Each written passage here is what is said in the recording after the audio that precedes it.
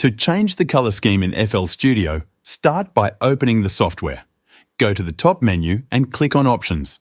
From the drop-down, select Theme Settings. This will open the theme panel where you can adjust how FL Studio looks. At the top of the panel, you will see built-in presets. These are color themes that come with FL Studio. You can scroll through them and select any one to completely change the appearance of the software.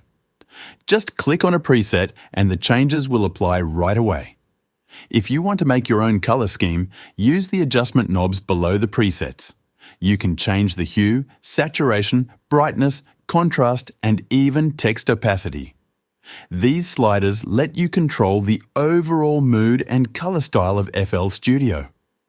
Below the sliders, you will find different elements you can customize.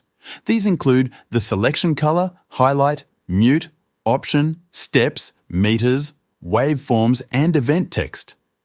Click on any of these and a color wheel will appear. Use it to choose your preferred color for that element.